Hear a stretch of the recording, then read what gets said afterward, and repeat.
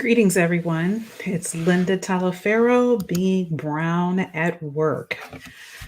So, I want to talk about in this session tone policing and really kind of dig into it and help you connect that negative experience or microaggression to emotional intelligence and your EQ. So, for some of you who may not know what tone policing is, I'll give you some examples of it. And once you hear these examples, I know for a fact you'll immediately know because you've probably experienced it. Have you ever been asked, why are you so angry? When you're having a conversation about a subject that probably is highly charged, one that might even be very near and dear to your heart, and any average person may show an emotion at the level of anger. It may be the right emotion for the topic, for the subject. But you're the one, the black or brown one in the room, you're the one that's asked, why are you so angry? Yet the emotion may be valid. Or have you ever been told, just calm down, just calm down? And you're really not agitated at all. You're just probably being direct, forthright. But yet you hear those words, calm down. Or as I can distinctly remember, and for those of you that have been with me for a while, you've heard me share this before. I distinctly remember being told, oh, you are so passionate. You know, you probably never be a vice president because you're just too passionate. What in the world does that mean? Why would you not want someone that is passionate about their work, that cares? You know, it means something to them. Other people are passionate, other people motivated, inspired, get behind what they do. But nevertheless, you're told, or like I was told, you're just too passionate. That is tone policing. That is when how you say something has more credence and is paid more attention to than what you say. So therefore, what it is you say has been diminished. And I guarantee you that that tactic, although now we see it a lot in the political realm, right? If you watch any debates, you will see tone policing happen on a regular basis. That's a tactic in a debate. But I'm talking about in the corporate world, in this corporate ladder climb, 9 times out of 10, I'm just going to offer to say 10 out of 10. Tone policing only happens, and it can be deliberate. Okay. It can be deliberate, like I said, in debating, but it only happens to people of color. It only happens to people of color. Very minimally will it happen to a white woman in corporate. You might see it, but it's rare that it's going to happen to a white woman. Brown but especially Black women, tone policing is a regular occurrence. I'll give it, I don't know what percentage. Unconscious biasness, conscious biasness. But here's where it's important for us as Black and brown women to be, one, very in tune with every single microaggression, even those that are as subtle as a tone policing act. We have to be very in tune with these when they occur. One reason is call it out if it's inappropriate. And just like I said, when I gave you some examples of tone policing, there are right times to show a level of emotion given the subject at hand. Some subject matters demand a level of emotion, and it has absolutely nothing to do with male, female, black, brown, yellow, green. Nothing to do with gender or color. The topic itself demands a level of emotion. And so I would offer to you, if you experience tone policing, yet the subject called for it, I would call it out. Again, high emotional intelligence, but call it out. The other side of that is if the subject matter does not demand it, then that is where your executive presence, your gravitas has to be strong. Has to be strong, because what you want to do is kill the need for anybody to even think they need to tone police you. So your executive presence, your gravitas, your ability to handle chaos, to handle things happening at the same time that's out of order, to bring a room back under control so that you can move it forward, is extremely important. That's how you show your leadership skills. That's how you discredit, dismiss, remove, kill tone policing and the need for it in the space. And that's why I say, what does EQ have to do with it? Everything.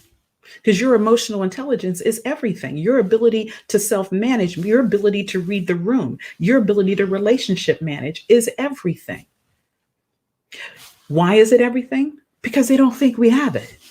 It's fundamental. As Black and brown women in corporate America, we all know the stereotypes already exist. They are there. But because a stereotype exists does not mean we have to facilitate, promote, walk in that stereotype. Does not mean we need to do that. We need to start killing those stereotypes. So that's why it is so important for you to have a high level of emotional intelligence, because you want your topic to be heard and understand. You want your direction, your advice, your initiative, your thoughts, to be known as a thought leader. So you want your thoughts to be heard and to be taken seriously. And to do that is to continue to use every aspect of your emotional intelligence. Now, I want to make it very clear. I am not saying, I don't want anybody to get this twisted. I am not saying be a doormat. I am not saying be mealy mouth. I am not saying be silent. I am not saying don't be concise, direct, to the point. Don't speak truth to power. Do not be convincing in your communication. That is not what I'm saying. It's not what I'm saying at all. You be all those things, but you don't have to do them in a way that detracts from the power of what you're saying or doing. And I know that all, if not most of you for sure, I would think all of you know exactly what I'm talking about. Exactly what I'm talking about. If the subject matter is not one that questions your integrity or takes your integrity into question, or really, questions your integrity. If that's not the subject matter, if it's not life or death, if it's not those deeply moral things that you're attached to that define your unique persona and who you are as a person, that someone's bringing into question, if it's not those types of categories that call for a high emotional response, then there is no need for an emotional response. You do not want to be that person that people avoid when they see you walk in the room or they see you walk down the hall. And your inability to have that balanced EQ is what will turn you into that person. Is what will not kill tone policing when you're around. It won't kill it. It will be a constant thing, a constant part of your engagement is people tone policing you. And I know me, Linda Talaferro, I'm not the one for that. So no tone policing happens for me. The individual that told me that I was too passionate to be a vice president, I'm sure today, or not long after he said those words, actually regretted he said them. Because what was interesting, let me tell you this, what was so interesting is when I did resign in order to become the vice president I am today, he came to me and said, "Are you sure you want to leave? We love your passion and your drive." You just tone policed me, what, a year ago? And now a year later, I'm leaving for a role you said I would not get. And you want me to stay because now you value the same thing you tone policed me about, my passion. So what does that tell you? What does that tell you about how he used it and the fact that I just killed it? That's what I'm impressing upon you to do. And I know we can be in challenging situations, no doubt. We can be in high stress situations, no doubt. But that's where that constant work you do with your accountability partner, within your advocators, your supporters in your network, that helps you strengthen and continue to build your EQ and rise in your executive presence. And that's what frankly sets you apart from everyone else. Sets you apart from everyone else because it does matter. The EQ has everything to do with it. Everything to do with it. Because if you notice, if you go left on people and the emotion gets crazy and you're constantly got a chip on your shoulder and you are always angry, or your emails all are always vicious, or you're short, and if all of that is how you show up every day, the fact that you are the bomb and you hit home runs and your work product is everything means nothing. It really frankly means nothing, because they can get someone else to do the work that they rather be around, that doesn't fit the stereotypes. So that's what I would impress upon you in this episode of Being Brown at Work, is to know that EQ has everything to do with everything. How you show up, your being, how you self-manage, relationship manage, how you move through the organization, how you handle chaos with strength and grace, how you move a difficult task, initiative down the line towards a successful end with roadblocks that you kill along the way and meet targets, hit home. How you do all that is everything, And it takes all of us to show up and do that, to the point where this tone policing thing is no longer a thing. No longer a thing.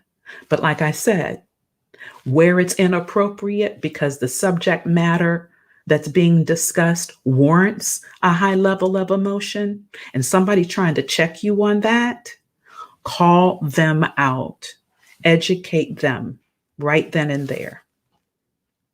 That also shows your ability to stand in your authenticity and call truth to power.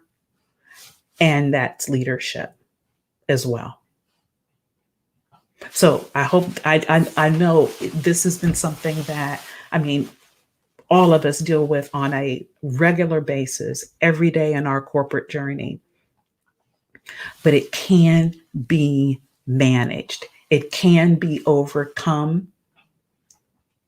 Tone policing can be killed out of your corporate journey if you take these steps that I shared with you in this session.